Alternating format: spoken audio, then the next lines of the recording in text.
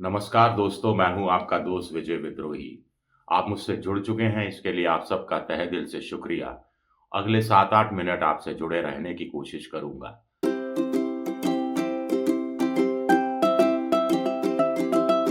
तो गांधी नेहरू परिवार की एक और सदस्य आज लोकसभा की संसदीय राजनीति का अंग हो गई। हम बात कर रहे हैं प्रियंका गांधी की, जिन्होंने अपने शपथ ली लोकसभा में। इसके साथ-साथ ही लोकसभा में लोग कह रहे हैं कि कांग्रेस की जो स्ट्रेंथ है, राहुल गांधी की स्ट्रेंथ है, मजबूती है, वो दुगनी हो गई है। कांग्रेस के कुल 100 सदस्य हैं। Rahul Gandhi leader of opposition हैं, पहली पंक्ति में हैं। प्रियंका गांधी चूँकि पहली बार सांसद बनी हैं, स्वाभाविक है कि वो पीछे की पंक्ति में बैठेंगी। लेकिन बहस-मुबाहिसा में भाग लेने के समय वो किसी से पीछे नहीं रहेंगी, ऐसी उम्मीद कांग्रेस कर रही है। लोग बहुत बड़ी-बड़ी बातें कर रहे हैं कि प्रियंका गांधी अब आ गई, तो अब वो ये ज़िम्मेदारी सँभालेंगी, वो ज़िम्मेदारी सँभाल सकती हैं। दक्षिण भारत उनको दिया जा सकता है, उत्तर भारत राहुल गांधी के हिस्से आ सकता है।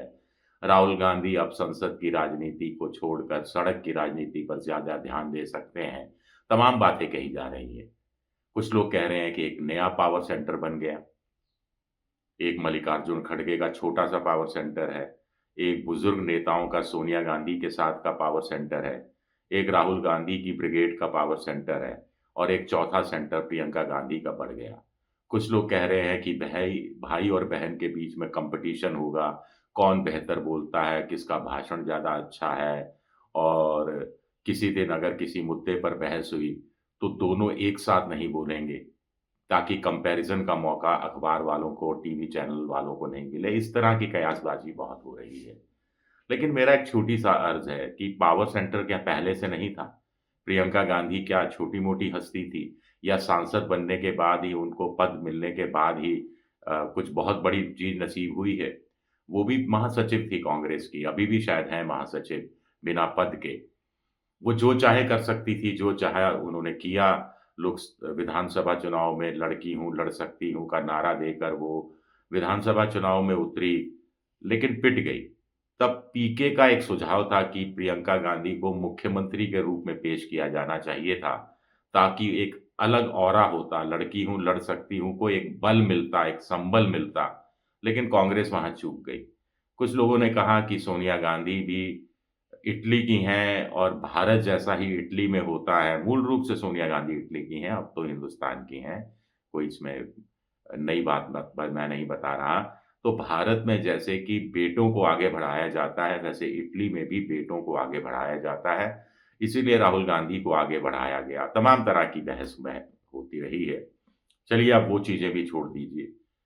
लेकिन अब जब प्रियंका गांधी आ गई हैं और पहले वो संसदीय राजनीति में इसलिए नहीं उतरती थी कि बच्चों की देखभाल करनी पड़ती थी, अब बच्चे बड़े हो गए हैं।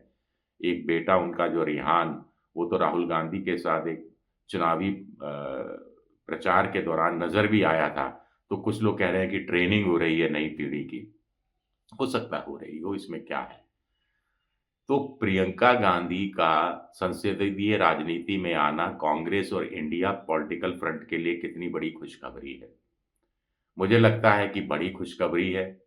अब चूँकि वो लोकसभा की सांसद भी बन गई हैं, संसदीय राजनीति में पूरी तरह से उतरने का उनका फैसला लागू हो गया है, तो ऐसे में उनकी ज़िम्मेदारियाँ भी तय होती हैं, नए सिरे से और जवाबदेही भी नए तरीके से तय होती है।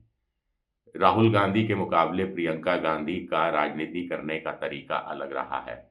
सहज सरल शब्दों का इस्तेमाल करती हैं, जनता से कनेक्ट करती हैं, युवाओं और महिलाओं और जो लड़कियां हैं उनके बीच में उनका क्रेज़ ज़्यादा है, मुद्दे की बात उठाती हैं। उनके निशाने पर बहुत बार प्रधानमंत्री नरेंद्र मोदी रहे हैं और एक छोटी-सी बात, एक छोटे से सेंटेंस से उन्होंने मोदी की उन पर लगाए गए आरोपों को कई बार ध्वस्त किया है। उन पर से मतलब कांग्रेस पर। प्रियंका गांधी पर मोदी जी चाहते हुए भी कोई हमला नहीं कर सकते क्योंकि फिर जैसा उनकी 4 जातियाँ हैं जिसमें महिला है, गरीब है, किसान है, युवा है, तो वो महिला जाति वाला जो सिस्टम है वो धराशायी होता है, उस पे चोट लगती है। एक बार आपको ध्यान हो नरेंद्र मोदी ने कहा था कि कांग्रेस तो बूढ़ी हो गई है, बूढ़ी पार्टी है, तो अगले दिन प्रियंका गांधी ने अमेठी या रायबरेली में इसका जवाब देते हुए जनता के बीच कहा था, क्या मैं आपको बूढ़ी नजर आती हूँ? खुद को उन्होंने कांग्रेस का प्रतिनिधि प्रतीक बना लिया था और एक लाइन में मोदी की चुप्पी को की, की बातों को उन्होंने चुप कर दिया था, खामोश कर दिया था। तो ये पॉलिटिकल ताकत होनी चाहिए किसी नेता में। मुझे लगता है कि इंडिया पॉलिटिकल फ्रंट को जब तक मजबूत कांग्रेस नहीं करेगी और उससे पहले कांग्रेस अपने घर को मजबूत नहीं करेगी, रिवाइवल, रीइन्वेंट, तो कांग्रेस को दोनों काम कर रहे हैं, रीइन्वेंट भी करना है और रिवाइवल भी करना है। तो कांग्रेस खुद को री इवेंट करने का काम क्या प्रियंका गांधी पर सौंप देगी और राहुल गांधी को क्या कांग्रेस के रिवाइवल का जिम्मा सौंपा जाएगा? क्या खेमेबाजी, गुटबाजी, ये सारे काम प्रियंका गांधी को सौंप दिए जाने चाहिए कि वो मल्लिकार्जुन खड़गे के साथ मिलकर इस दिशा में काम करे? संगठन महासचिव जैसे बीजेपी में बीएल संतोष हैं, वैसी भूमिका क्या प्रियंका गांधी को निभानी पड़ेगी? ये भी अपने आप में एक बड़ा सवाल है।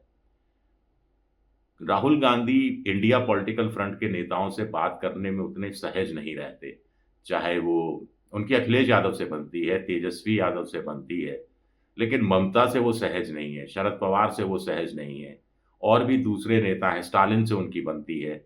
बाकी लेकिन नीतीश कुमार जब इंडिया पॉलिटिकल फ्रंट पे थे, तो राहुल गांधी अगर उनके साथ बैठकर महीने में 2-3 बार चाय पी लेते, तो शायद नीतीश कुमार को बाहर निकलने की नौबत नहीं आती और वो कांग्रेस इंडिया पॉलिटिकल फ्रंट का साथ देते रहते और आपस में कुछ गलतफहमियां हैं जो बीच के नेता पैदा कर देते हैं, वो दूर हो जाती।